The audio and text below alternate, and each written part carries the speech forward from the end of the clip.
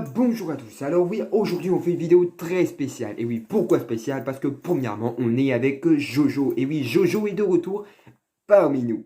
Alors on va faire quelques vidéos, on va vous expliquer en fin de vidéo pourquoi on a décidé de mettre ça en route. Faire des vidéos à deux pour qu'on puisse un petit peu, limite, déjà mieux se connaître. Parce que je vous affirme que je connais pas Jojo plus que vous. Hein, je connais des choses de lui parce que je l'ai beaucoup regardé, mais je connais pas beaucoup de choses de lui. Du coup, ça va nous apprendre à nous connaître et à mieux nous parler. Et donc du coup, on va donc parler tout simplement d'un film. On va critiquer un film qui est donc Le Masque de Zorro. Un film qui a été déjà... bon. Zorro a été adapté d'abord en série, en dessin animé et ensuite en film. Donc voilà, donc j'espère qu'au moins cette critique va vous plaire. En tout cas, je vous laisse avec le générique qu'on vous a créé avec Jojo. Allez, sur ce, à tout de suite et bonne vidéo à tous.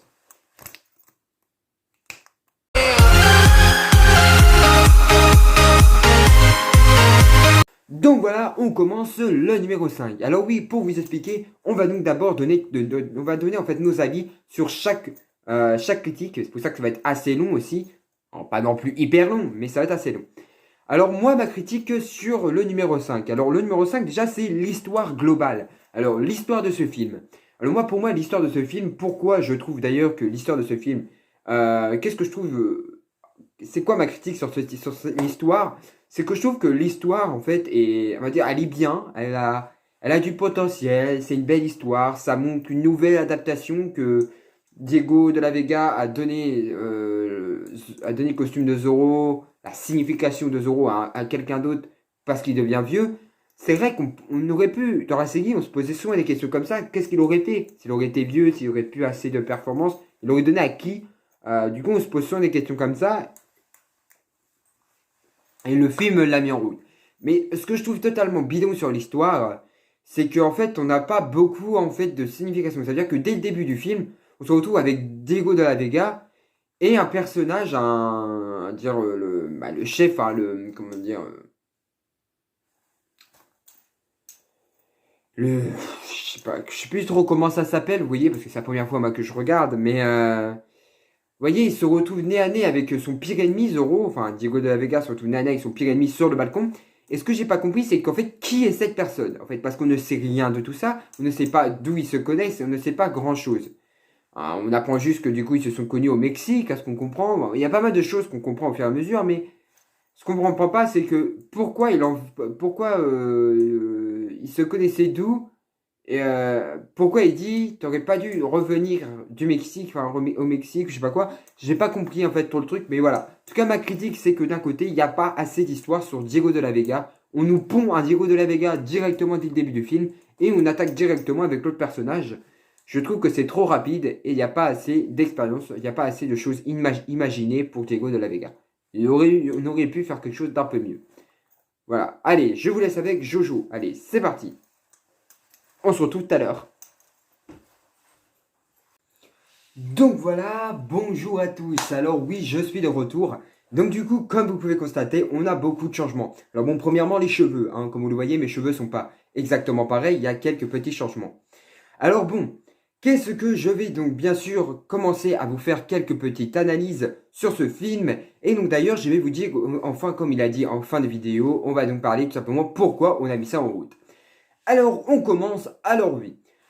Alors pour moi, l'histoire. Alors l'histoire, qu'est-ce que j'ai à critiquer sur l'histoire de ce film? Parce que j'ai regardé plus de fois. Lui, Jack l'a regardé qu'une seule fois. Moi, j'ai regardé pas mal de fois.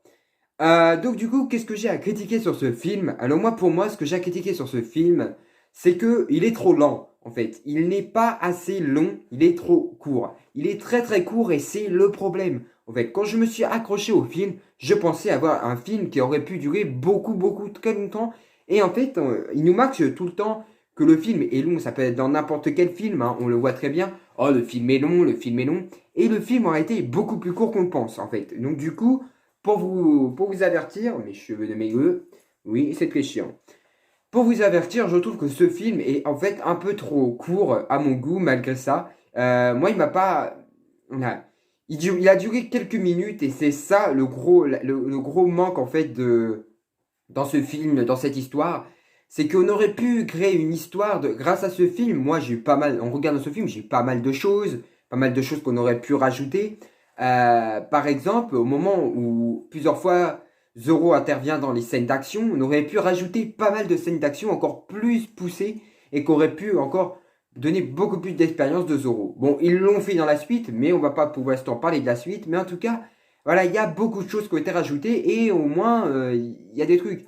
Donc du coup, je vais pas d'un côté vous spoiler le numéro 4 parce que ça a beaucoup d'intérêt avec le numéro 4 ça, mais en tout cas, les personnages, je trouve aussi que d'un côté, dans l'histoire, ils sont pas assez collés, ils sont pas assez mis en valeur et c'est ça qu'on va parler d'ailleurs, je pense que c'est ça que je vais parler dans le numéro 4. Allez, je vous laisse avec Jack Jack. Allez, à tout de suite.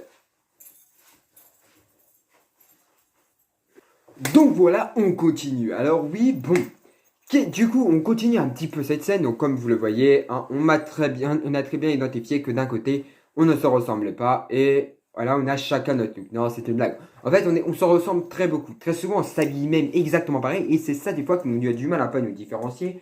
Du coup, on trouve des petits trucs comme ça, très simples, pour qu'on puisse savoir qui on est exactement et on explique directement assez vite au début de la vidéo. Voilà, donc comme vous le voyez, c'est assez simple. Bref, le numéro 4. Alors, le numéro 4, pour moi, tout simplement, et bah en fait, c'est les mises en scène. Alors oui, bon, les mises en scène, en fait, voilà. Bon là, au début, c'était carrément l'histoire, c'était global. C'est-à-dire que nous deux, par exemple, avec Jojo, on critiquait la même chose, mais là, on va avoir chacun notre critique pour la suite, d'accord? Donc moi, ma critique pour le numéro 4, c'est tout simplement les mises en scène. Alors quand je parle des mises en scène, c'est tout simplement toutes les mises en scène en action. Alors oui, bon, t'as des scènes d'action hyper jolies, hein, on va pas se mentir, des scènes, voilà, avec les courses-poursuites en cheval, tout ça, c'est hyper stylé. Mais je trouve qu'en fait, ils ont tellement mis de scènes d'action qu'on n'a pas réussi à mettre tout ce qu'il y a autour, on n'a pas réussi à le mettre dans le décor, et c'est ça le problème. On n'a eu que des scènes d'action tout le long du film. Au tout début, on a eu voilà, des scènes où le nouveau Zoro se faisait entraîner, tout ça par Don Diego. Et après, on a eu un Zoro, mais tous les 20 minutes, il n'y avait que des scènes d'action. Et ça a été chiant. On n'a pas eu de scène où là, tu avais envie de faire quelque chose. Tout ce qu'ils voulaient, de toute façon, c'était de mettre les deux personnages, la fille de Don Diego et le nouveau Zoro, ensemble. Et c'est ce qu'ils ont fait. Mais voilà, le film était nul sur ce point. C'était hyper chiant, tu avais trop de scènes d'action. Et je vais pas mentir qu'au bout d'un moment, ça m'a un peu saoulé. Du coup, voilà. Je trouvais que le film était trop mis en fait sur des scènes d'action et trop mis en scène à un point, des fois, à limite, nous faire saouler et qu'on coupe carrément le film. Voilà. Donc voici ma quatrième critique. Allez, je vous laisse avec Jojo. Allez, à tout de suite. Donc voilà, on continue. Oula, mes cheveux sont partis un peu en couille. Oui. Allez, on n'a pas les mêmes coupes, hein. Oui, c'est beaucoup plus simple. Moi, c'est beaucoup plus compliqué à me coiffer. Bref, aujourd'hui, on va donc parler de tout ça. Donc, du coup, moi, qu'est-ce que ça va être ma quatrième critique? Alors, ma quatrième critique, c'est tout simplement les personnages. Alors, bon, moi, pour moi, les personnages, je vais pas vous mentir, il n'y a pas beaucoup de personnages que j'aime bien dans le film. Vous voyez? Zoro, je l'aime bien. Le nouveau Zoro, je l'aime moins. Don Diego, je le déteste. Je vais pas vous mentir que je le déteste. J'ai du mal à me caser sur ce personnage. Vous voyez, le premier Don Diego dans les séries, tu te focalisais à ce personnage. Tu avais envie, tu vois, qu'il y arrive. Tu avais envie de si. Bah lui, tu savais sa destinée. Tu savais qu'il allait mourir. Et de toute manière, tu voulais qu'il meure. Donc d'un côté, ouais, c'est pas ouf. Hein, c'est pas ouf. La fille de Don Diego, bon, elle, tu sais pas grand chose sur elle. Bon, à part qu'elle est née de Don Diego, qu'elle s'est fait enlever. Et après, on te la ramasse comme ça. Directement, il voit une fille. Bon, c'est quoi qui peut. Directement, tu vois une fille avec la personne qui l'a volée. Enfin, avec celui qui a tué sa propre femme. Et bon, bref, vous me comprenez. C'est que dès que tu vois comme ça, tu reconnais directement ta fille. C'est vrai, c'est vrai. Hein. Mais le seul problème que j'ai du mal à me faire avec la fille, c'est que bon, excusez-moi, mais on la voit que dans des moments, limite, à part la scène d'action dans la grange. Limite, elle sert à quoi dans le premier? Ah, mais dans le premier volet, limite, elle serait pas là, ça ferait exactement pareil. Hein. Donc, du coup, qu'est-ce que c'est pour moi, les personnages sont hyper chiants. C'est-à-dire que, c'est-à-dire, t'as aucun personnage que t'as envie de voir dans une prochaine vidéo, tout ça. T'as jamais envie de voir un personnage arriver tout le temps et avoir aucun impact dans le film. Et bah, c'est ce qu'ils font. Tout le temps dans les films, t'as souvent un personnage qui a aucun impact. La meuf n'a aucun impact. Tu la vois que quelques fois, tu la vois en fin d'épisode avec directement un gosse, ils vont vite en besogne. Ah, moi, je vous rappelle que d'un côté, Moi, si j'ai une meuf, voilà, moi d'ailleurs, bon, j'en ai une, mais imaginez, moi, avec ma petite amie, je ne vais pas faire ça. Je vous assure que d'un côté, je ne ferai pas ça. Là, en une seconde, attends, ils venaient à peine de se rencontrer. Mais quand je dis à peine, c'est vraiment à peine. Eh bah putain, ils ont fait vite en besogne, hein. Directement un gosse, waouh, ça. Bah, c'est un bouchon de champagne, le meuf, hein. C'est un bouchon de champagne. Ah oui, c'est un bouchon de champagne. Un bouchon de champagne, carrément.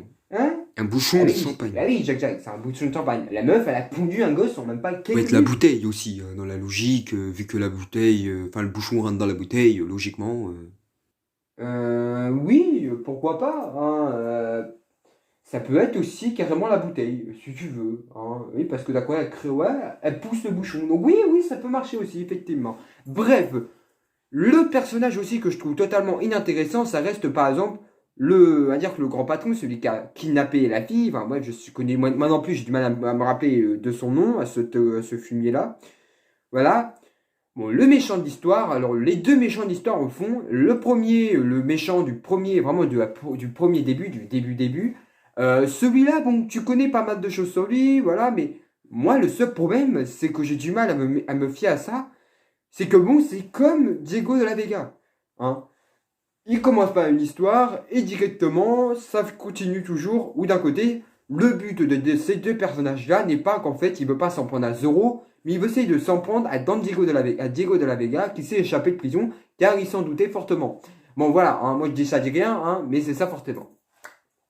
Le deuxième méchant de l'histoire, bon, le deuxième méchant de l'histoire, bon, comme je peux vous dire, il fallait bien que d'un côté, le nouveau Zoro ait un méchant. Parce que bon, si le nouveau Zoro devait aider Diego de la Vega, bah ça aurait rien servi. Diego de la Vega aurait pu rester Zoro. Hein, je vous assure que là, il aurait pu. Donc du coup, qu'est-ce qu'il a fallu faire? Il a fallu mettre un deuxième méchant qui est donc l'assistant un peu du premier méchant qui est au début. Et donc du coup, l'assistant a tué donc le frère au gars qui va prendre l'identité de Zoro. Voilà, hein, voilà. On connaît, ça commence comme ça, hein. Le gars, tu sais pas d'où il sort, mais voilà, hein. Il est important, pour tout le monde, il est important. Voilà, tu sais pas qui il est, mais il est important. Hein. Il sort de n'importe où, il sort du trou du cul du monde, mais il est important, il est important. Allez, je vous laisse avec Jack. Allez, à plus, enfin à tout à l'heure du coup. Et donc voilà, on continue. Alors bon, on continue en parlant tout simplement, bien sûr, là, on va parler du numéro 3. Alors du numéro 3, c'est tout simplement, bien sûr, les petites choses que techniquement, moi, pour moi, ma critique du numéro 3, simplement les petites choses qui n'ont rien à voir dans le film. Et que du coup, des fois, tu te poses des questions. Est-ce qu'ils ont fait ça juste pour se la péter? Ou est-ce qu'ils ont fait ça pour intégrer un personnage dans le film? Pourquoi pas? Alors tout simplement, c'est bien sûr au début, hein, on va pas se mentir, mais il y avait quelques petites choses. Ça veut dire que tu avais par exemple les scènes, vous voyez, je sais pas comment expliquer. Quand il entraîne par exemple, quand il entraîne le nouveau Zoro, il y a des fois des moments où il nous explique comment l'entraîner. Et ben il y a des moments, je ne comprends pas en fait. Euh, il part d'une cuillère, en fait, il parle d'une cuillère, mais moi je pensais qu'ils allaient se bagarrer vraiment hyper bien, tu vois, une baston avec une cuillère, ça aurait été hyper stylé. Le mec est hyper à l'aise avec une cuillère, avec une fourchette, ou n'importe quoi. Mais là, il nous montre la cuillère, il parle d'une cuillère, et une minute après, il n'y a plus rien. Moi je pensais qu'il y avait des tas de bastons comme ça, qu'il allait lui montrer de se battre avec des cuillères, des couverts. Mais le mec, en quelques minutes, dès qu'il lui montre la cuillère, attention, il sait se bagarrer avec n'importe quoi. Mais c'est quoi cette histoire? Je vous jure que moi, c'est pas seulement tout ça, ça m'a. Voilà, c'est que bon, moi je critique vraiment ça parce que je trouve que c'est totalement bidon. Hein. Je trouve d'ailleurs que c'est totalement bidon. Vraiment, vraiment bidon. Hein. Et c'est pour ça que des fois, je me pose la question quand je regarde ce film, la première fois que j'ai regardé ce film d'ailleurs, euh, est-ce que vraiment ils l'ont fait bien? Parce que, après, j'ai pas encore regardé le 2, mais il y a des gens qui m'ont dit que le 2 était mieux que le 1. Le 1, à moitié, tout le monde dit qu'il est bâclé, en fait. Il est un peu bâclé. C'est vrai que je me pose des questions. Hein. Il a dû être bâclé, à mon avis. Ils ont dit, ouais, et si on essayait de faire un film comme ça? Je dis ça, je dis rien, hein. On essaye de faire un film Zoro, ouais, s'il marche pas, ben on abandonne. Ils ont essayé, ça a fonctionné. Pas beaucoup, mais ça a fonctionné. Et du coup, ils ont fait une suite. Mais mieux. Après, ça peut être ça. Mais on verra, tout cas, on va voir le 2. Et voilà. Donc, en tout cas, ma critique, c'est ça. C'est tout simplement que je trouve que souvent, il y a des choses qui n'ont rien à voir dans l'histoire et qui devraient même pas être là. Donc le coup de la cuillère, elle devrait pas être là en fait. Et il y en a beaucoup, hein. Mais ça, je vous laisse regarder le film pour le savoir, pour le voir exactement les scènes qui n'ont rien à voir dans cette histoire et que des fois, tu sais pas pourquoi elles sont là, mais elles sont là. Voilà. Allez, voilà, donc ma critique était très courte. Je vous laisse avec Jojo. Allez, à tout de suite, je sais, Jojo est très long à s'expliquer, mais bon, c'est Jojo, hein, on n'y peut rien. Allez. Donc voilà, on continue alors. Bon, alors moi, ma critique pour le numéro 3 c'est simple. Alors, moi, ma critique, c'est par exemple l'adaptation du cheval. Alors oui, bon, dans les séries, le cheval donc de Zorro est devenu noir et blanc. C'est-à-dire que dans la série de Walt Disney, il y a eu un cheval noir au début, et après, il est devenu blanc. Bon, la véritable adaptation, le cheval de Zorro était blanc. Oui, il a commencé par un cheval blanc d'origine. Dans la véritable, dans la série, c'était un cheval blanc et non noir en fait. Voilà, donc au tout début des dessins animés, voilà, au tout début, vraiment au début, c'était un cheval blanc. C'était un blanc. Eh oui, les loulous, eh oui, c'était un blanc. Il n'y avait pas de noir en fait. Le noir n'existait pas. Bon, ils ont adapté un noir parce que ça faisait bien avec Zorro. Mais bon, du coup, bon, dans les séries Walt Disney, ils ont fait un effort, ils ont fait noir et blanc après. Et donc, du coup, vous voyez, tu voyais certains trucs comme ça d'aspect. Et là, ils étaient bien mis. Vous voyez, le cheval de Zorro était bien fait. Vous voyez, Diego de la Vega l'avait entraîné, tout ça. Et quand il s'était fait enlever dans la série, vous voyez, je sais pas si vous, après, je sais pas si vous avez vu tous les épisodes comme ça de Zorro, certains, mais vous voyez, dans un épisode, à un moment donné, le cheval se fait kidnapper, Zorro va le récupérer. Mais vous voyez, il y a une scène hyper stylée quand il le récupère. Là, c'est pas ouf, hein. À part nous montrer tous les 20 minutes qu'il ne tient pas à cheval. Voilà, il se casse sa gueule tous les 20 minutes. C'est chiant, c'est chiant, hein. C'est hyper long. Je trouve que l'histoire avec le cheval est devenue trop longue. Ils auraient dû faire quelque chose de mieux. Pour adapter un cheval, c'est quand même pas si compliqué que ça d'adapter un cheval dans un film. Pourquoi ils l'ont pas fait? Donc du coup, je me pose la question, est-ce que c'est fortement possible que d'un côté, le cheval, il s'en battait totalement les steaks? Parce que bon, il y a des gens qui m'ont carrément annoncé que d'un côté, le cheval, à mon avis, c'était pas vraiment intéressant. Et du coup, bah, ils l'ont banni. Donc bon, voilà, hein. Mais en tout cas, le cheval, ils auraient dû faire quelque chose de bien avec pour ensuite bien réussir à le coordonner et tout ça. Bref, allez, je vous laisse avec Jack. Je vous laisse maintenant encore une fois avec Jack Jack. Allez, à tout de suite. Donc voilà, on continue. Alors le numéro 2. Alors moi, pour moi, le numéro 2, ma critique que j'ai envie de faire pour le numéro 2, c'est tout simplement, bien sûr, et ben, les moments de joie. Vous voyez, enfin, les moments de joie, comment je peux expliquer ça? Les moments, vous voyez, de sursaut, quand tu as quelque chose de cool qui arrive, et ben, le truc de cool est totalement remplacé par un truc totalement con. Vous voyez, à un moment donné, quand par exemple, il y a la baston entre Diego de la Vega et son petit ennemi, quoi, et ben, il y a un truc qui se passe, c'est que, voilà, il y a sa fille, elle sait la vérité. Après, elle le sait, du coup, elle va le sauver. Une minute après, elle est de son côté. Une minute après, elle est. Mais elle est du quel côté? Du coup, il y a un moment, t'as des sauts de joie, tu fais ça y est, il a réussi. Après, ah bah non, il n'a pas réussi du coup. Mais c'est quoi ces moments où tu nous casses les pieds comme ça? J'espère que ça va pas être comme ça dans le 2 aussi, hein, parce que je m'arrache les cheveux. C'est une blague, je tiens encore à mes cheveux. Mais voilà, on va pas se mentir que d'un côté, ça me saoulerait. Et du coup, pour beaucoup de gens, euh, voilà, hein. Donc, du coup, pour vous prévenir des petits trucs qui vont se passer, je ne pense pas que. Je pense pas que d'un côté, ça va se passer réellement comme ça. En fait, d'un côté, je pense pas que les sauts de joie comme ça ont été mis comme ça au hasard. Je pense que ça s'est pas passé de manière, ouais, non, on va les mettre comme ça, t'inquiète pas. Non. Ils ont voulu les mettre, en fait, à mon avis, pour essayer de créer quelque chose. Parce que je vais pas vous mentir qu'il y a des moments, tu vois la scène d'action, tu te dis, il va y arriver. En fin de compte, il n'y arrive pas. Il y arrive, il n'y arrive pas. Et à la fin, il y arrive. Ouais, bah. Nous, ça nous saoule parce que c'est soit il y arrive ou il n'y arrive pas, en fait. Mais décidez-vous, parce que c'est tout le long du film, ça se décide pas et ça se décide à la fin. Ouais, bah les scènes d'action, c'est les mêmes tout le long, en fait. Si tu recopies, en fait, prenez ce film et mettez toutes les scènes d'action ensemble. Bon, pas tous non plus, parce qu'il y a certaines scènes d'action qui n'ont rien à voir. Mais mettez toutes les scènes d'action ensemble et vous verrez que toutes les scènes d'action sont copiées-collées. C'est les mêmes actions de début comme de fin. Ils sont copiés-collés. C'est ouf, mais c'est copié-collé. Ils ont juste changé le décor. En fait, ils refont la même chose tout le long. Du coup, c'est copier-coller.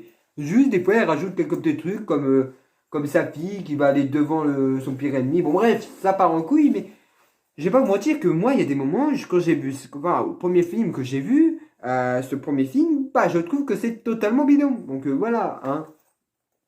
Donc c'est ça ma critique, voilà. Donc pour moi, c'était un peu bizarre ces trucs-là, et j'espère que au moins dans le 2, ils vont se rattraper et que ça va être un peu mieux.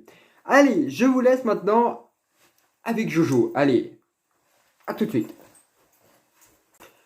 Donc voilà ma critique numéro 2 à moi. Et ben ma critique numéro 2 c'est tout simplement, et bah oui, dans ce film en fait t'as pas besoin de savoir le film. Oui, parce que dès le début du... Moi ce que je critique dans ce film c'est que dès le début du film tu sais déjà que Diego de la Vega va être remplacé par un autre Zorro. Dès le début du film tu le sais, et dès le début de la couverture tu sais déjà il va se passer quoi. Premièrement t'as une meuf, quand tu regardes la photo, déjà d'une...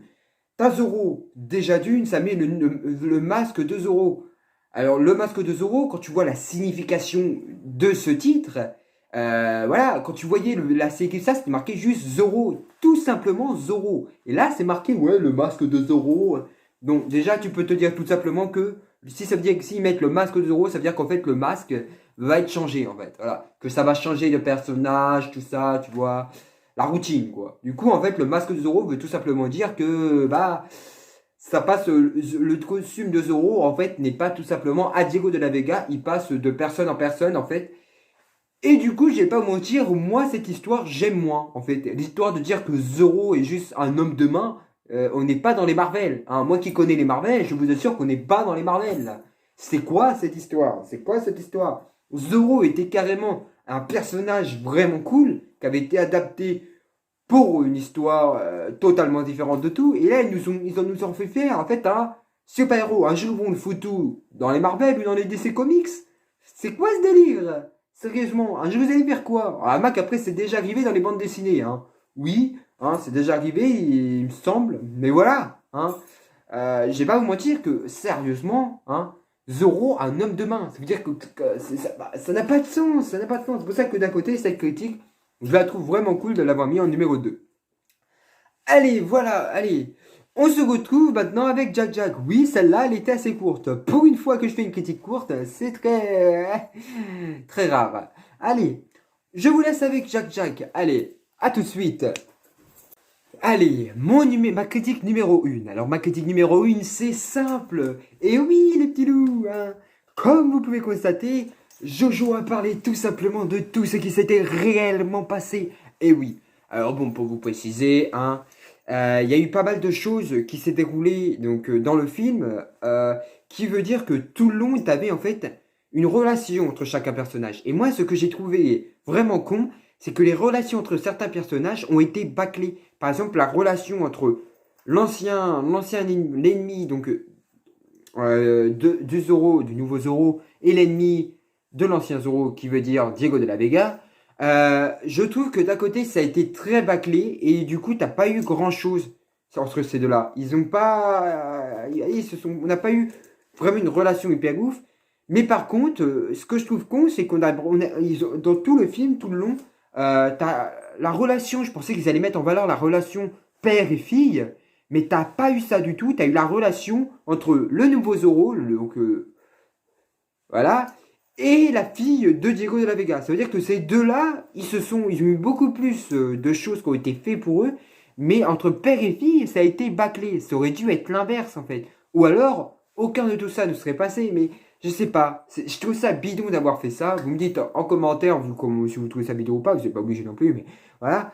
En tout cas, je trouve ça vraiment bidon d'avoir fait ça. Voilà. Donc voilà, bah c'est tout, hein. Comme j'ai bien expliqué, hein, moi je trouve ça vraiment bidon d'avoir fait ça en tout cas. Voilà, les relations père et fille, c'est mieux de les faire bien que de les bâcler. Hein. On a très bien vu dans beaucoup de films, ça a gâché le truc. Bon, après, il y a un point positif. Certes, je critique ça parce que moi je l'ai remarqué, mais bon, beaucoup de gens ne l'ont pas remarqué parce que c'est assez discret, hein, on peut très bien le remarquer. Ils ont tellement mis en valeur les deux personnages, sa fille, la fille de Diego et le nouveau Zoro, ils ont tellement mis en valeur que ça a moins choqué les gens. Mais bon, nous on a l'œil, hein, Jojo et moi. Du coup, voilà, hein, on l'a très bien remarqué. Et du coup, bah, dès qu'on l'a remarqué, c'était trop tard. Hein, voilà. Hein. Bref, allez, je vous laisse avec Jojo. Allez, à tout de suite. Donc voilà, donc ça c'est la dernière critique, ma critique. Alors ma critique tout simplement pour ce film, alors c'est tout simplement bien sûr les scènes finales. Alors bon, on a des scènes finales époustouflantes avec des scènes d'action énormes. Mais moi je suis choqué. Hein. D'ailleurs, hein, j'ai même montré ce film à ma soeur. Et oui, oui, ma soeur qui regarde un Zorro, c'est pas ouf. Hein. Bien sûr quand même. Bon, après, on connaît tous Zorro. Hein. Qui connaît pas Zorro hein. Dites-moi en commentaire si quelqu'un connaît pas Zorro. C'est très rare, mais il y en a. Hein. Il y en a qui connaissent pas Zorro. Je vous le confirme, il y en a qui ne connaissent pas. Donc du coup, j'ai montré ce film et même elle a dit, les scènes d'action, elle les aime bien. Alors oui, bon, ces scènes d'action, c'est normal, on les aime bien parce qu'une scène d'action, ça peut être n'importe quelle scène d'action. On adore la scène d'action. Parce que c'est énorme, t'as des scènes d'action, des fois, un mec qui prend carrément un truc qui est planté au sol avec du béton, il le tire comme ça de la main. D'où il arrive à faire ça? D'où hein, du coup, bon, je sais, Jacques, je sais que c'est des effets spéciaux. Je sais, hein, je suis pas débile. Hein, c'est vrai, c'est vrai, c'est vrai. Bon, alors, du coup, qu'est-ce qu'on va faire? Du coup, comme on peut très bien le dire, voilà, moi, ce que je trouve totalement bidon, par contre, pour la scène finale, pourquoi je dis que ma critique, c'est la fin? Bah, le tout qu'en fait, les scènes d'action, vous voyez, en mettre de trop, ça bouge, ça bloque tout. Et je trouve qu'en fait, comme il a dit mon collègue Jack, oui, mon collègue, oui, oui, qu'est-ce que t'as? C'est ma chaîne YouTube. C'est pas que t'as été sur ma chaîne YouTube, il y a à peu près quelques... que t'as été sur ma chaîne YouTube, que t'as géré certaines de mes vidéos, que forcément, c'est ta chaîne aussi. Tu es juste l'invité, en fait. T'es juste... Non, je rigole. T'inquiète pas. Bref. Donc du coup voilà, en tout cas, comme on peut très bien le voir dans le truc, je trouve que les scènes d'action, ils en ont tellement fait, dans la scène finale surtout, que du coup, tout le long, t'avais que des scènes d'action, et en fait, je pensais que la mort, en fait, des deux méchants, allait être hyper ouf, que t'allais avoir un embrouchement, c'est vraiment ouf, et en fin de compte, je pensais vraiment que limite, allait avoir un truc qui allait se faire exploser, ou un truc dans le genre vraiment énorme. Il y a juste eu une charrette qui lui est tombée sur la gueule. L'autre, tu sais pas comment il est mort, mais il est mort. L'autre, il s'est fait écrabouiller par la charrette. Et il y a eu une explosion. Ouais, bon, c'est pas ouf, hein, je vous assure que c'est pas ouf. Bon, il y a eu une belle embrochement avec l'épée et tout ça, c'était hyper ouf. Mais bon, les scènes d'action sont toujours aussi nulles. Et ça ne changera pas. Hein. Les scènes d'action sont nulles. Nulles à chier. Mais vraiment nulles. Voilà. Allez, on se retrouve du coup pour la fin de la vidéo. Allez, à tout de suite. Bon, bah voilà, hein, déjà, comment tu trouves notre vidéo? Ça s'est plutôt bien passé, non? Ça s'est plutôt bien passé. Ouais, je confirme, ça s'est plutôt bien passé. Ah oui, et ne vous fiez pas à la couleur. Oui, hein, la couleur, pourquoi on a laissé la couleur bleue? Parce que bon, hein, pour la fin, on va pas changer les couleurs, c'était pour les critiques. Là, on décide de garder la couleur. Hein, ça sera souvent comme ça, mais voilà. Mais en tout cas, oui, je trouve que ça s'est bien passé. Hein. Vous dites en commentaire si vous trouvez que ça s'est bien passé ou pas. Mais en tout cas, moi, je pense que ça s'est bien passé. Hein. Je pense que oui, ça s'est hyper bien passé. Voilà, allez, hein, vu que c'est Jojo qui est de retour, hein, on va le laisser faire la fin de la vidéo, n'est-ce pas, Jojo? Allez, à tout de suite. Enfin, à vous, à plus tard, hein, peut-être à une prochaine vidéo.